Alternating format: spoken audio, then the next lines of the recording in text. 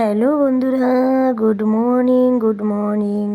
আজকে আমার গুড মর্নিংটা অনেক লেট করে হয়ে গেছে, অনেক দেরি হয়ে গেছে। দেখো একটা পুঁইশাক গাছ হয়েছে আমার, সেটা মরো মরো ভাব হয়ে গেছিলো। কালকে হালকা একটু বৃষ্টি হয়েছে রাতে, তাই একটু সকালবেলা দেখতে এসেছি যে গাছটা একটু তাজা হয়েছে কিনা। একটু হালকা তাজা হয়েছে। যাই হোক, পুঁই গাছটা দেখে চলে আসলাম, চান দান করলাম, করে এবার ঠাকুর ঘরে ঢুকেছি। ঠাকুর ঘরে পুজো দেবো। গঙ্গা জল ঢেলে নিলাম, সব কিছুতে গঙ্গা জল দিয়ে নিলাম এবং গঙ্গা জল ছিটিয়ে নেব, একটু শুদ্ধ করে নিচ্ছে। পুজোটা বেশ আমার শখের জিনিস, আমার পুজো করতে খুব ভালো লাগে। আমি বিয়ের আগেও সবসময় বলতে প্রতিদিনই আমি ঠাকুর ঘরে পুজো দিয়ে তারপরে আমি স্কুল কলেজ করতাম। স্কুলে যখন যেতাম তখনও, কলেজে যখন গেছি তখনও পুজো করে তারপরেই আমি ঘর থেকে বেরোতাম। আর যখন পারতাম না তখন মা দিত, কিন্তু আমি কারোর উপর ভরসা করতাম না। এবং লক্ষ্মী পুজোর সময় আমি উপোস করেই লক্ষ্মী পুজো করতাম। আমার বেশ ভালো লাগে এটা করতে। আর তখন তো ভীষণই কী বলবো, পুজো আশ্রয় ভীষণ আনন্দ হতো। আর ঠাকুরঘর যত সাজাবে ততই যেন আনন্দ। আমি যেন যত সাজিয়ে গুছিয়ে দিতে পারবো তত আমার বেশ ভালো লাগে। মনটা যেন ভীষণ উৎফুল্ল হয়ে যায়। কি বলবো, আনন্দ আর ধরে রাখতে পারি না যে কী সুন্দর লাগছে আমার ঠাকুর ঘরটা আমি সাজিয়েছি। বেশ এটা দেখে আমার মনটা খুব ভালো হয়ে যায়, মন খারাপ হলেও আমার মনটা ভালো হয়ে যায়।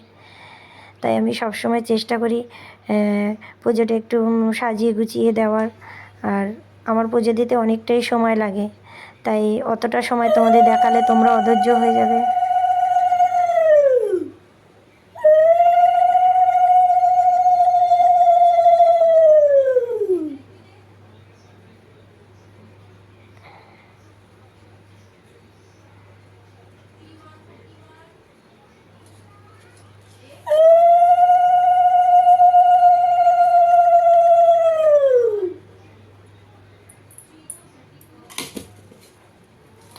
তাই আমি একটু টেনে টেনে দেখাচ্ছি ব্লগটা ছোট করে। ঠাকুরকে পুজো দেওয়াটা এবং ঠাকুরকে চান করানো, তাকে সাজানো গুছানো, ফুলের মালা দেওয়া, তারপরে সিঁদুর পরানো, চন্দন পরানো, এইসব নিয়ম কারণ সারতে অনেকটাই টাইমের ব্যাপার। এগুলো 5-10 মিনিটে কিছুই হয় না। যাই হোক, এবার ঠাকুরের প্রসাদগুলো দেব। আর ওদিকে বললাম না, আজকে অনেকটা বেলা হয়ে গেছে। বেশ অনেক দিন পরে একটা ঘুম দিলাম। সেই অবশ্য ঘুমোতে ঘুমোতে 12:30 বেজে গেছে। আর 6:30টার সময় একবার জেগেছিলাম, তারপর আবার ভাবলাম একটু ঘুমিয়ে আরেকটু পরে উঠবো। এই পরে করতে গিয়ে আমার অনেক বেলা হয়ে গেছে, 8:30 বেজে গেছে। তারপরে উঠে চান দান সেরে কাজ করে, আর আজকে কাজের দিদি আসেনি, সকালে বললো সন্ধেবেলা আসবে। তা ঘরের সব কাজ টাজ করে তারপরে চান দান করে পুজো দিতে অনেকটাই বেলা হয়ে গেছে। এরপরে আবার রান্নাঘরে ঢুকতে হবে। ছোটো মেয়েকে ম্যাগি খাইয়ে দিলাম, ওর আন্টি এসছে, ওকে পড়াচ্ছে। এরপরে আমি আবার কি রান্না করব সেই এক টেনশন। ওর বাবাকে বলেছি আজকে নিরামিষ করব, আর মাছ ফাছ খেতে ভাল লাগছে না। বলছে ঠিক আছে, তাই করো।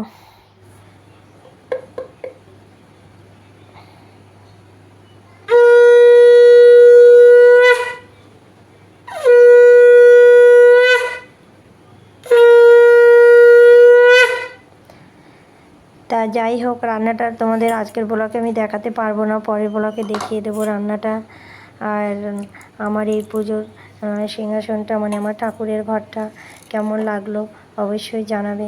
আমার জন্য তো অনেক ইচ্ছে মনের যে আমি একটা আলাদা ঠাকুর ঘর করবো, আর সেটাকে সুন্দর বড় করে সব ঠাকুর রাখবো, ঠাকুরের ঘরে ডেকোরেশন করব, সাজিয়ে গুছিয়ে রাখবো।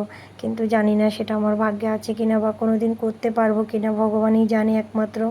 তাই ঘরের মধ্যেই একটা সাইডে একটু আমি সিংহাসনটা পেতেছি। আর এখানেই আমি যতটুকু পারি জিনিসপত্র ঠাকুরের রেখে সাজিয়ে গুছিয়ে পুজো দেওয়ার চেষ্টা করি। তা আমার এই আজকে পুজোর ব্লগটা কেমন লাগলো অবশ্যই তোমরা কমেন্টস করে জানিও। আর এদিকে দেখো, আমাদের আমরা সবসময় কী করি, ঠাকুর ঘরে ঢুকতে হাতের ডান দিকে দরজার কাছে একটা ঘটিতে আমরা জল রাখি আর ফুল রাখি। এটা আমার ননদের বাড়িতেও রাখে, এটাই শ্বশুরবাড়ির নিয়ম। তা এটা আমি করি। হুম, দেখো এই যে ঢুকতেই দরজায় দিয়ে ভেতরে ঢুকতেই আমার ওই যে ঠাকুরের সিংহাসনটা। আর ওদিকে রান্নাবান্না হয়ে গেছে মোটামুটি, একটা সবজি আছে বসিয়ে দিয়েছি। সোনা বাইরে চলে যাচ্ছে, আমিও সোনার সাথে সাথে বাইরে এসেছি, তা ভাবলাম একটু ব্লগটা করি। এই দেখো আমাদের কর্মচারীরা সবাই মালের বস্তা করছে, মালটা ডেলিভারি যাবে তাই। তাই এই যে বস্তাগুলো সব করে করে সাজাচ্ছে, অনেক ভারী ভারী বস্তা এগুলো। এই যে দেখো ভেতরে সব সাজিয়ে, আর এই যে সোনা দেখো খুব মজা করছে। যাই হোক, ব্লগটা কেমন লাগলো জানাবে। টাটা, বাই বাই, তোমরা ভালো থেকো, সুস্থ।